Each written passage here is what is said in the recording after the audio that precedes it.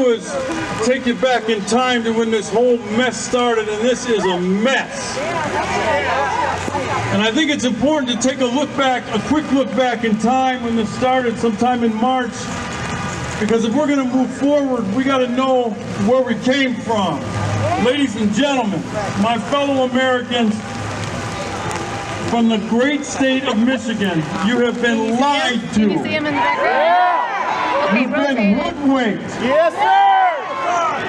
You've been bamboozled into giving away your God-given constitutional rights because of a health scare. Fear and hysteria have been the driving force. I can't quite get it. Agenda-driven people You got one. in the medical field, along with some bureaucrats Good. with ties to liberal causes, began driving public policy. It crushed our economy. It closed businesses and placed law-abiding Americans under house arrest. This was nothing short of economic suicide. Yeah, take your picture. Your rights have been trampled on by power-hungry and abusive politicians led by your governor. I thought you were taking pictures up there. We didn't know what the hell was happening. We were. Because gonna an go in a injustice minute. Okay. anywhere is an injustice everywhere. If there's one thing that unites all of us, it is our love of freedom and our thirst for more liberty. When our rights are threatened, we're no longer from the several states, we are from the United States. Now, first we were told simply washing our hands was the best antidote to the virus, so that's what we did. Then we were told not to worry, that it was no more serious than the seasonal flu. Then the fearmongers took over. We were told based on models that nobody questioned at the time that this virus would cause death and destruction of cataclysmic proportion, with 2.8 million deaths predicted in the United States alone, and that all economic activity would have to cease. States of emergency were declared, giving politicians and bureaucrats power beyond their authority to deal with this health crisis. That included a suspension of our God-given rights under the Constitution.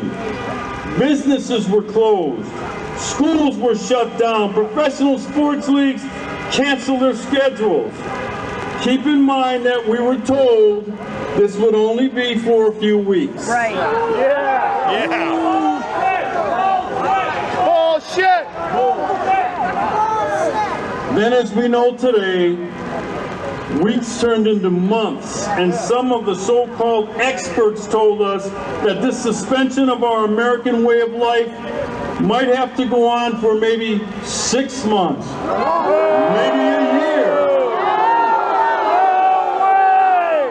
Some had even said that we cannot return to our American way of life until a vaccine was discovered, and that might take 12 to 18 months.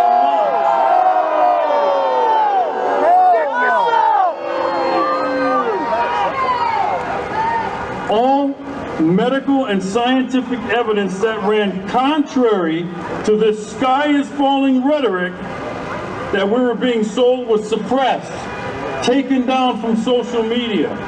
Journals and articles are immediately removed from social sites if they're not in line with the prevailing bullshit.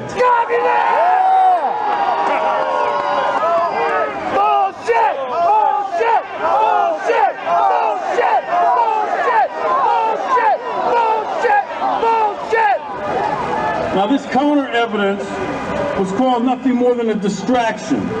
It was called conspiracy theory, even though this competing evidence came from other experts in the medical and scientific field.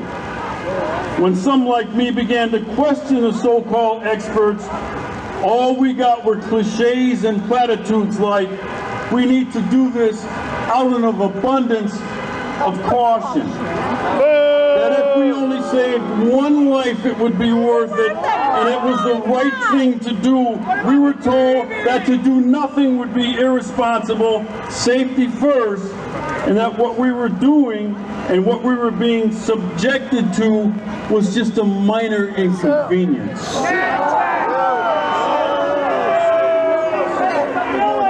Good law-abiding Americans were lulled and frightened into a state of not voluntary but ordered compliance. Because we Americans are compassionate and we trusted this cabal that took on the aura of experts, we complied with their orders to shelter in place, which is really house arrest, and to shutting down commerce. After all, we were told this would only last a few weeks.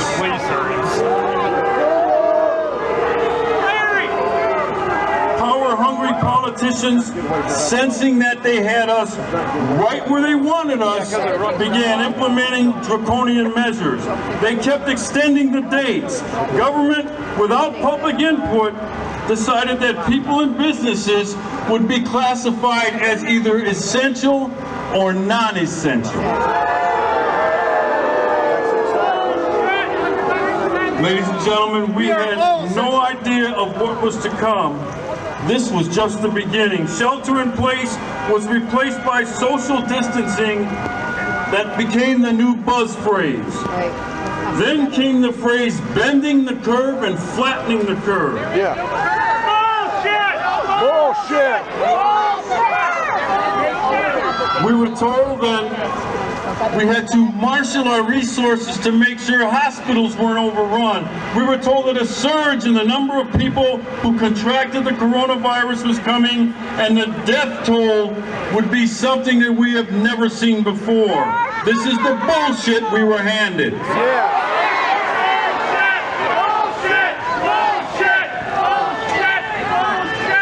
If you recall, the Surgeon General even said that this surge would be our Pearl Harbor.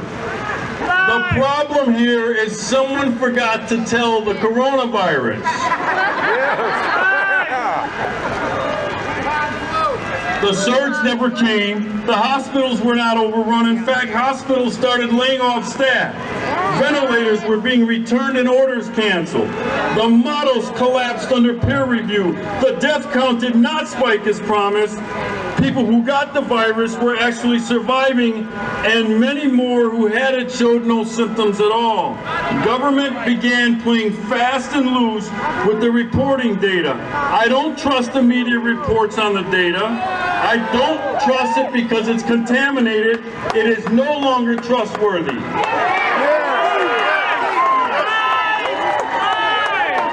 Has this affected some people? Yes, it has. Yes, it has. Lots of people.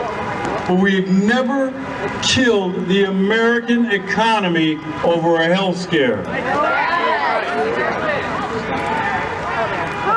Instead of backing off, government has become more oppressive with no signs of letting up. Now we're told that testing of every American must be done before American life can return.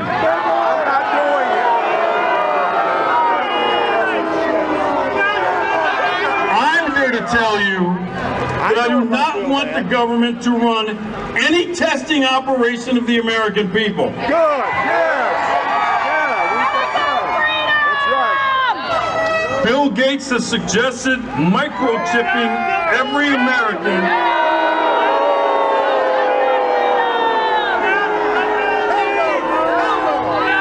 And like you, that is a rabbit hole I do not